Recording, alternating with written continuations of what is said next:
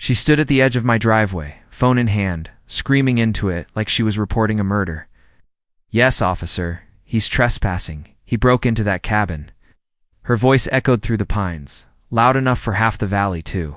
Here, I stepped out onto the porch, coffee mug still in my hand, and looked her dead in the eye.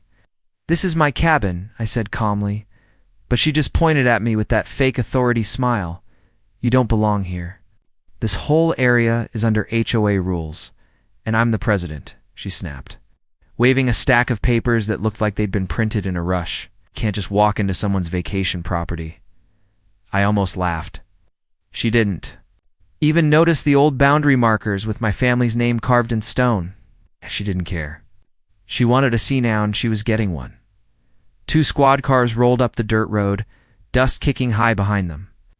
She ran toward them, yelling, "Arrest him! He's squatting!"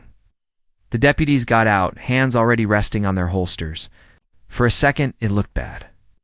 I stayed quiet, sipping my coffee, while Karen threw her little performance. That's when one of the deputies turned to me and asked, "Sir, do you have any proof this place is yours?"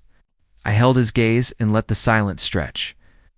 Then I walked back inside, grabbed a leather folder from the mantel, and came back out. When I handed it over, the deputy's brows shot up. His partner leaned in, reading the seal on the first page county. Records, deed, land rights.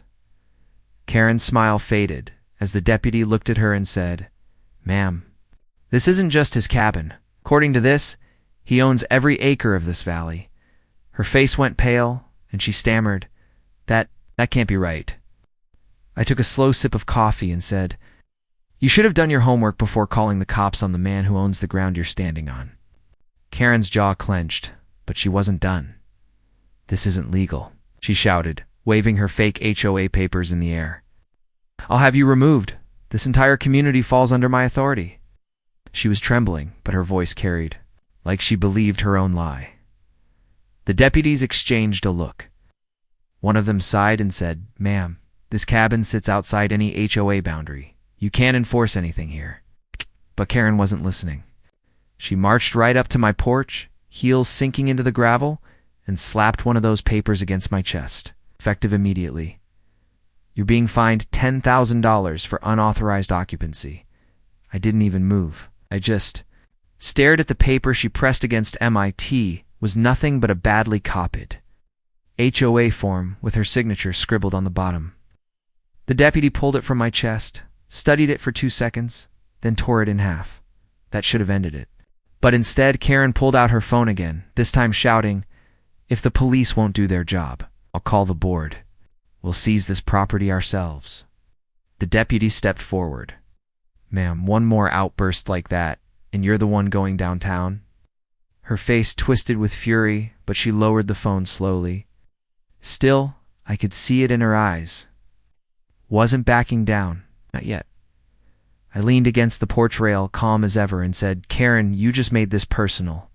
And when people make it personal on my land, things don't end well for them." She flinched, but instead of leaving, she muttered under her breath, "We'll see about that."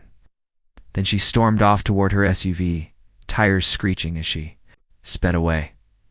The deputy shook his head. "Something tells me this isn't the last time you'll be seeing her." I nodded slowly, watching the dust rise behind her car. "No," I said quietly, "this is just the beginning." The next morning, I found out just how right I was. A loud thud shook the cabin walls, and when I stepped outside, I saw a bright orange sticker slapped across my front door. "Property seized, HOA authority." Karen's SUV was parked crooked at the bottom of my driveway, and 3 men in matching polos were unloading boxes from the back.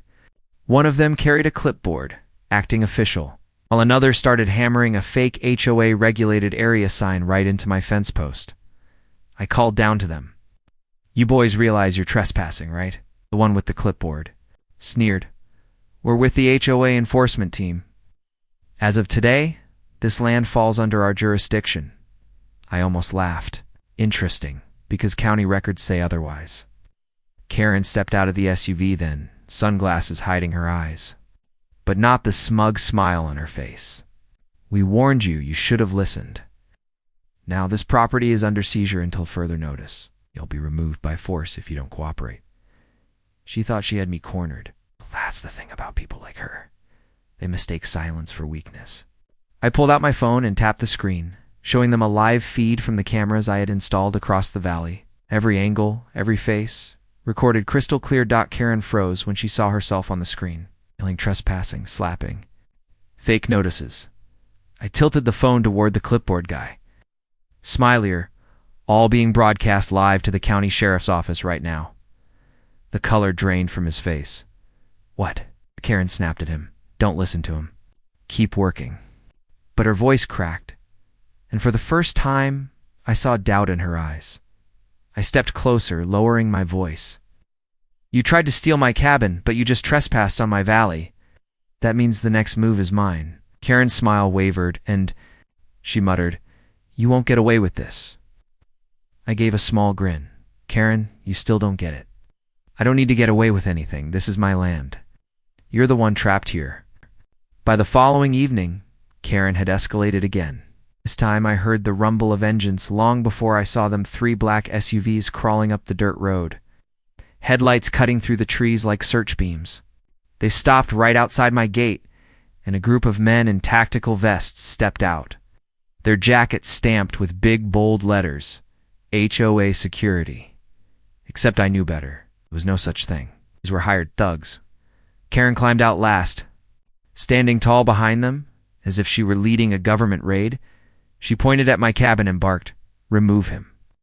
That building is no longer his. Tear it apart if you have to. The men started toward my porch, heavy boots crunching on the gravel. I stayed calm, but my blood burned. They didn't realize they were walking into the wrong valley. I whistled low. 2 figures stepped out from the tree line behind Harris and Cole. Old friends, old brothers. Veterans who owed me nothing but still showed up when I called. Harris carried the same calm look he had in combat, and Cole already had a drone buzzing overhead. Camera lights blinking. Karen froze when she saw them. Who are they? I smiled faintly. Let's just say, you brought HOA security. I brought real security. The thugs hesitated as Harris unzipped his jacket, flashing his sheriff's badge. This valley isn't under your authority, he said, voice firm. And right now, you're about 5 seconds away from impersonating law enforcement. Cole tapped his tablet, and the drone angled down, spotlight flooding Karen and her hired men. And the whole internet's watching. He added, For the first time, Karen didn't say a word. Her security team shuffled uncomfortably, glancing between each other and the cameras recording every move. I took a slow step forward and said, Karen, you've played your last card. Now it's my turn. Her lips trembled, but she forced. Out, you can't scare me off my own land. I tilted my head, eyes narrowing. Your land? You're standing in the middle of my valley? And tonight, everyone's going to see exactly what you've been doing here.